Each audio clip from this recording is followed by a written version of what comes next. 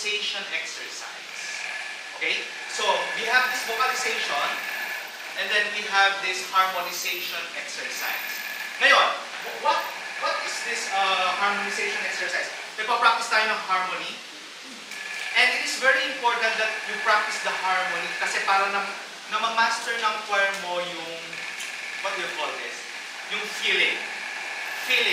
Feeling na, oh, ito yung feeling na, oh, nag-blend kami ng maganda. I can feel it. Tama yung sinasabi ni choir master kasi nag-blend kami. Okay? Okay, let's share lang ako ng isang harmonization exercise. Actually, marami to. Can we do Alleluia? Alleluia.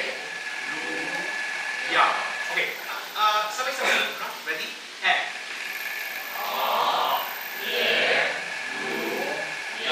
Very good. Now, you place your voice. Tama yung ginagawa ng iba sa inyo, no? You place your voice at once. So, pag kinanta niya, nakaplace na siya agad. Okay? C chord lang, sir. C chord.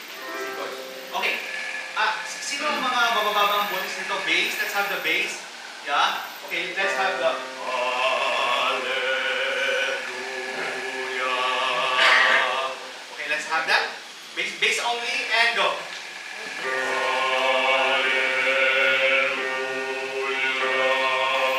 Talaga namang bass na bass, no?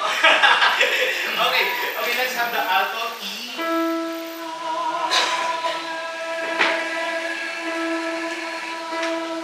And then let's have the tenor G.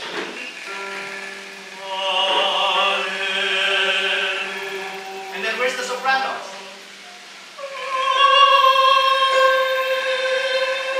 Very good. Okay, sabay-sabay tayo. Ready? 1, 2, and go. Good day, choir masters and choir members. Ray Santos here. And mga choir master and choir members, naghahanap ba kayo ng mga vocalization para sa inyong choir, no? Vocalization na madadaling vocalization, pero very, very useful. If naghahanap kayo, inanyayahan ko kayong mag-avail ng aking ebook, no? Yung aking ebook na 25 Easy Vocalization Techniques for Choirs. Yan. Ano bang nilalaman ng ebooks na to? Of course, meron tayong 25 na madadaling vocalization, no?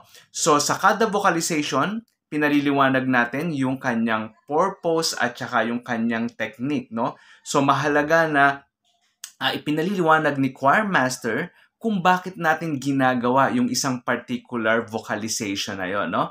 So, meron tayong explanation doon na kung ano yung purpose niya at ano yung technique na nade-develop sa kada vocalization. So, yan yun, no? And then, meron din tayong mga harmonization exercise na pwede nating ipagawa sa ating mga members para mas maging maganda yung kanilang blending. Yan. So, if you're interested, no, at baka ito magamit nyo sa inyong mga choirs, no, so, you can avail this, no, itong aking ebook na to.